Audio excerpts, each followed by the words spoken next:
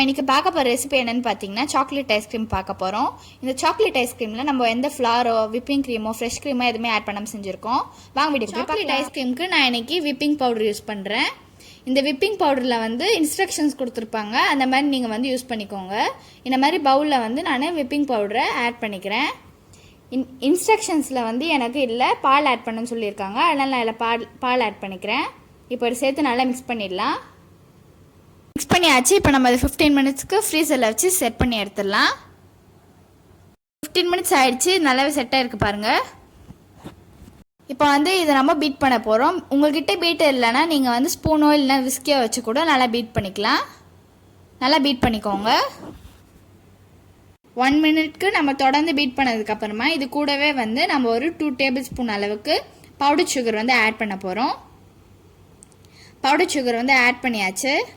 இப்போ வந்து இது எல்லாத்தையும் சேர்த்து நல்லா பீட் பண்ணிக்கோங்க. பவுடர் சுகர் ஆட் பண்ணதுக்கப்புறமா 2 மினிட்ஸ்க்கு நல்லா தொடர்ந்து பீட் பண்ணிக்கோங்க. 1/2 கப் அளவுக்கு ஹோம்மேட் கண்டென்ஸ் மில்க் வந்து ஆட் பண்ண போகிறேன். இந்த ஹோம்மேட் கண்டென்ஸ் மில்கோட வீடியோ லிங்க்கு நான் டிஸ்கிரிப்ஷன் பாக்ஸில் கொடுக்குறேன். இப்போ வந்து கண்டென்ஸ் மில்கே ஆட் பண்ணிவிட்டு நல்லா பீட் பண்ணிக்கோங்க. நீங்கள் தொடர்ந்து நல்லா பீட் பண்ணிகிட்டே இருக்கிறப்ப உங்களுக்கு வந்து ஃப்ளஃபி கன்சிஸ்டன்சி கிடைக்கும். இப்போ வந்து நம்ம பீட் பண்ணி வச்சுருக்கேன் இந்த விப்பிங் க்ரீமில் நான் வந்து ஒரு 2 டேபிள் ஸ்பூன் அளவுக்கு கொக்கோ பவுடர் வந்து ஆட் பண்ண போகிறேன். கொக்கோ பவுடர் வந்து ஆட் பண்ணியாச்சு. இப்போ இது கூடவே நான் ஒரு 1 டீஸ்பூன் அளவுக்கு வனிலா எசன்ஸ் வந்து ஆட் பண்ணிக்கிறேன். இப்போ இது எல்லாத்தையும் சேர்த்து நம்ம நல்லா பீட் பண்ணிடலாம்.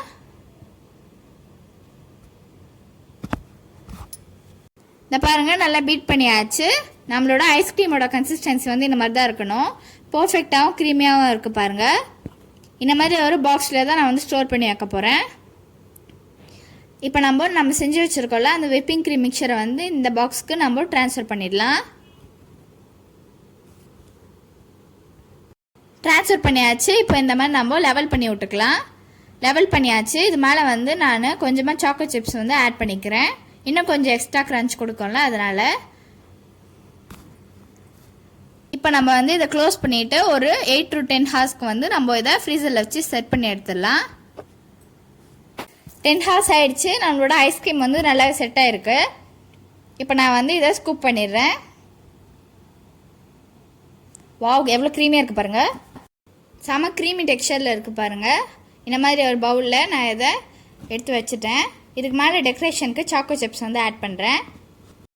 நம்மளோட சாக்லேட் ஐஸ்கிரீம் வந்து டேஸ்ட் பண்ணி பார்த்துடலாம். வாவ், செம்ம டேஸ்டியாக இருக்குது. நீங்களும் வந்து ஈஸி மெத்தட் ஐஸ்கிரீமை உங்கள் வீட்டில் ட்ரை பண்ணி பாருங்கள். உங்களுக்கு இந்த வீடியோ பிடிச்சிருந்தா உங்களோட ஃப்ரெண்ட்ஸ் அண்ட் ஃபேமிலிக்கு ஷேர் பண்ணிவிடுங்க. இன்னொரு வீடியோவில் நம்ம சந்திக்கலாம். Bye friends.